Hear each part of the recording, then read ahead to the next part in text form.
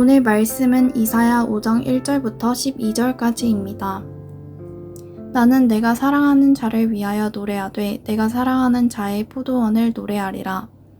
내가 사랑하는 자에게 포도원이 있으며 심히 기름진 사내로다. 땅을 파서 돌을 제하고 극상품 포도나무를 심었도다. 그 중에 망대를 세웠고 또 그 안에 수울틀을 팠도다. 좋은 포도 맺기를 바랐더니 들포도를 맺었도다. 예루살렘 주민과 유다 사람들아 구하노니 이제 나와 내 포도원 사이에서 사리를 판단하라. 내가 내 포도원을 위하여 행한 것 외에 무엇을 더할 것이 있으랴. 내가 좋은 포도 맺기를 기다렸거늘 들포도를 맺음은 어찌 됨인고 이제 내가 내 포도원에 어떻게 행할지를 너에게 이르리라. 내가 그 울타리를 걷어 먹힘을 당하게 하며 그 담을 헐어 짓밟히게 할 것이요.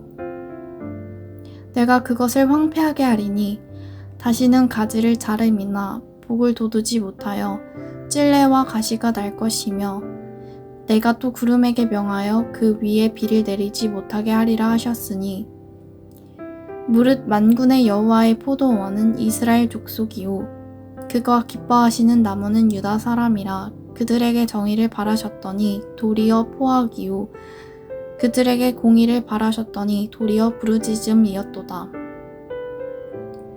가옥에 가옥을 이으며 전토에 전토를 더하여 빈틈이 없도록 하고 이 땅 가운데에서 홀로 거주하려 하는 자들은 화 있을진저.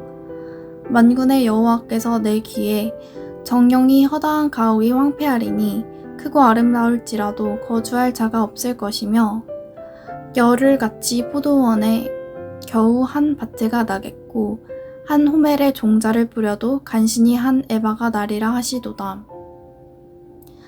아침에 일찍이 일어나 독주를 마시며 밤이 깊도록 포도주에 취하는 자들은 화 있을진저. 그들이 연회에는 수금과 비파와 소고와 피리와 포도주를 갖추었어도 여호와께서 행하시는 일에 관심을 두지 아니하여 그의 손으로 하신 일을 보지 아니하는도다. 아멘.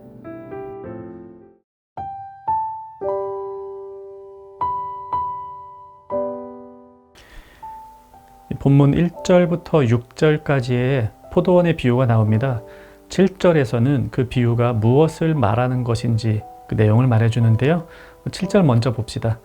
무릇 만군의 여호와의 포도원은 이스라엘 족속이요 그가 기뻐하시는 나무는 유다 사람이라. 그들에게 정의를 바라셨더니 도리어 포악이요 그들에게 공의를 바라셨더니 도리어 부르짖음이었도다. 하나님이 이스라엘이라는 포도원을 만드시고 유다라는 포도나무를 심으셨습니다. 농부가 나무를 심고 농장을 가꾸는 목적은 하나입니다. 좋은 열매를 거두기 위해서입니다. 하나님도 열매를 원하셨습니다. 정의와 공의라는 열매입니다. 하나님은 이 열매를 위해 모든 일을 다 하셨습니다. 하지만 시간이 지나 정작 열린 것은 폭력과 그 폭력으로 인한 백성들의 울부짖음입니다. 그래서 하나님은 이 포도원을 폐쇄하기로 결심하십니다. 8절부터 12절까지에서는 이렇게 버려진 포도원의 결과가 나옵니다. 앞으로 그 포도원의 포도나무들은 제대로 된 열매를 낼 수가 없게 됩니다.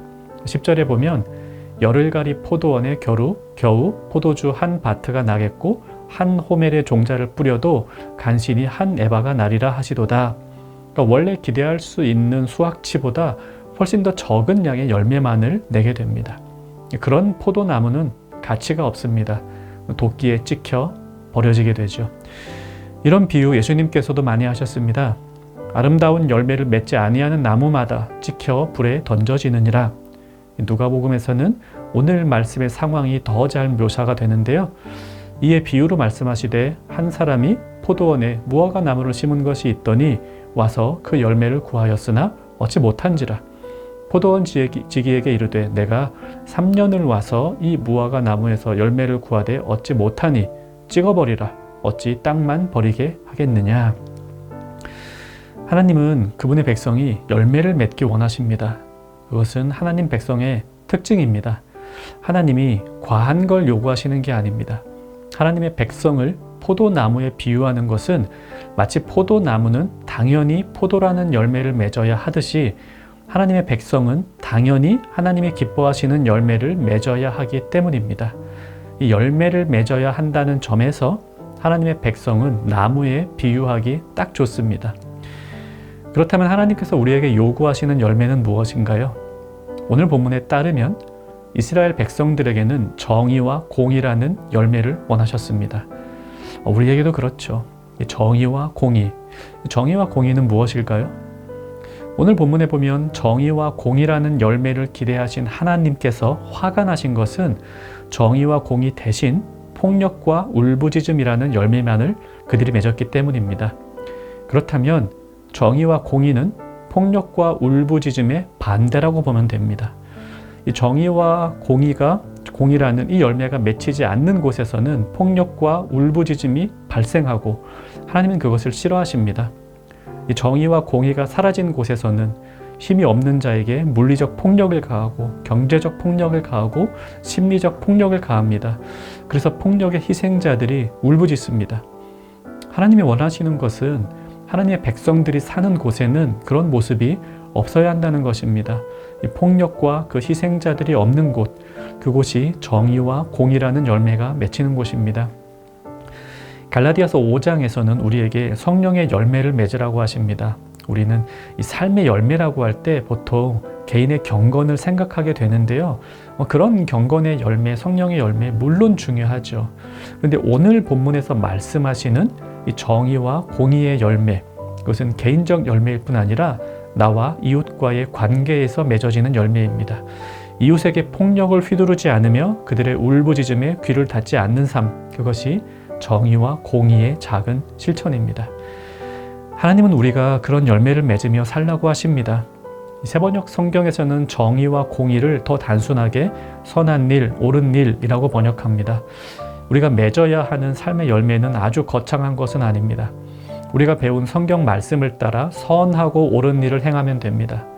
물론 하다 보면 우리 욕심에 따라 살고 있는 자신을 발견하기도 합니다.